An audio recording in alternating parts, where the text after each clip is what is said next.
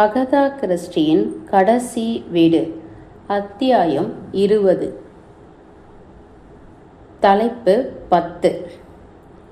எல்லாமும் அத்தனை சடுதியில் நடந்து முடிந்துவிட்டபடியால் அங்கு என்ன நடந்தது என்பது ஒருவருக்கும் ஒன்றும் தெரியாது. பிறகு வெடிக்கும் ஆச்சரிய எக்காலத்தோடு ஜன்னல் நோக்கி ஓடினான் பாய்ரோ. சேலஞ்சரும் கூட. சில கணங்களுக்கு பின் அவர்களுடன் ஒரு நொண்டி மனிதனையும் சுமந்து கொண்டு இருவரும் உள்ளே நுழைந்திருந்தனர். அவனை அப்படியே அங்கிருந்த ஒரு கை வைத்த நாற்காலியில் இறுக்கி கட்டிவிட்டு அவர்கள் நகர்ந்தபோது தெரிந்த அவனுடைய முகத்தை கண்ட நான் அப்படி ஒரு கதறலை வெளியிட்டு விட்டேன். இந்த முகம் நான் ஜன்னலில் பார்த்த அதே முகம். முந்தைய நாள் மாலை எங்களை ஜன்னலின் வழியே கவனித்துக் கொண்டிருந்த முகம் இது. உடனடியாய் நான் அடையாளம் கண்டு கொண்டு விட்டேன். அது ஒரு மனித முகமே அல்ல என்று நான் சொன்னதை இந்த பாய்ரோ மிகவும் மிகைப்படுத்தி சொல்லப்படும் ஒன்றாய் கருதியதை கூட இப்பொழுது நான் நினைவு கூர்ந்தேன். இத்தனை இருந்தும் அந்த முகத்தில் இன்னும் கூடுதலாய் இருந்த ஏதோ ஒன்று எனக்குள் உருவாகியிருந்த இவ்வகை அவன் பற்றிய பதிப்பினை மேலும் வலுவாக்கியது. அது ஒரு தொலைந்த முகம். சாதாரண மனிதனிலிருந்து பிடுங்கி எறியப்பட்டு விட்ட மரமுகம். வெளிரி போய் சோபையற்று சீரிழந்து கிடந்த முகம். அது ஜீவனுள்ள முகம் கிடையாது. அதனை இழந்த முகமூடி. உள்ளிருக்கும் ஆன்மா எங்கோ பறந்து போய்விட்ட நிலையில் களையிழந்து விட்ட பிரேத முகம். இதன் அருகில் ஒரு இரத்த ஓடை வழிந்து கொண்டிருந்தது. இது இருந்த நாற்காலி வரை மெல்ல வந்திருந்த ஃபெடரிகா அப்படியே நின்று கொண்டிருந்தாள். பாய்ரோ இடை புகுந்து அவரை விசாரித்தான். அடிபட்டுடுச்சா மேடம்? அவள் மறுப்பாய் தலையசைத்தாள். புல்லட் என் தோலை கொஞ்சமாய் கிழித்து போனது, அவ்வளவுதான். தற்சமயம் அவனை நோக்கி தனது கையை மெல்லமாய் நழுவ விட்டவள் குனிந்து பார்த்தாள். அவனுடைய கண்கள் திறந்தன. அவனை அவள் கவனித்து கொண்டிருப்பதை பார்த்தான். மன்னிப்பு கேட்டு கதறும் ஒரு குழந்தையின் குரல். அவன் திடுமென அலறினான். ஓ ஃபெட்ரி, நான் இப்படி பண்ண நினைக்கவே இல்லை. நம்பு, இப்படி பண்ணுவதற்காக நான் வரவே இல்லை. நீ எப்பவுமே என்கிட்ட மரியாதையாக தான் நடந்துக்கிட்டு இருக்க. ஆனா விடு. அவன் அருகே குனிந்து உட்கார்ந்து கொண்டாள் அவள். நான் இப்படி பண்ணணும்னு வரல. அவன் முகம் தொங்கி போனது. விளைந்து கொண்டிருந்த இவ்வாக்கியம் முடிக்கப்படவே இல்லை. ஃபெடரிகா நிமிர்ந்து பாய்ரோவை பார்த்தாள்.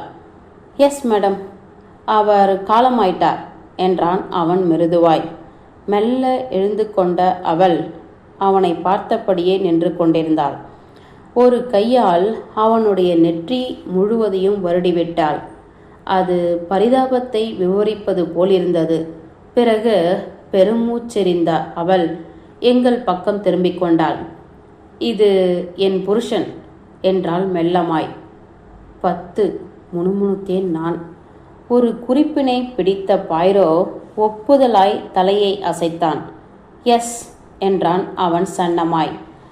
இதில் 10வது நபர் உண்டுன்னு எனக்கு எப்பவுமே சந்தேகம் இருந்தது. முதலிலிருந்தே சொல்லிக்கிட்டு இருக்கேன் இல்லையா? இது என் புருஷன் என்றாள் ஃபெடரிகா மீண்டும்.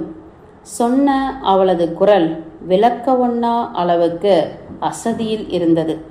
அவளுக்காக லாசரஸ் இழுத்து போட்டு கொடுத்த நாற்காலிக்குள் தன்னை முழுவதுமாய் புதைத்து கொண்டாள் அவள். உங்களுக்கு நான் எல்லாத்தையும் சொல்லணும். சொல்றேன் இப்பவே. அவர் முழுக்க நடத்தை குறைந்தவர். போதை அடிமை. எனக்கும் போதை எடுக்க கற்றுத்தந்தார்.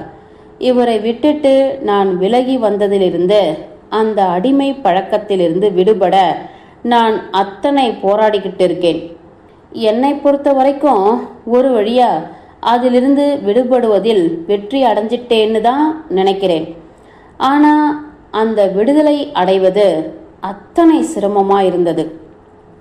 ஹோ, அத்தனை சிரமம்! போதையிலிருந்து விடுபட்டு வெளியேறுவது எத்தனை சிரமம் என்பது ஒவ்வொருக்கும் தெரியாது. ஆனால் இவரிடமிருந்து என்னால் முழுக்க விடுதலை அடைய முடியல.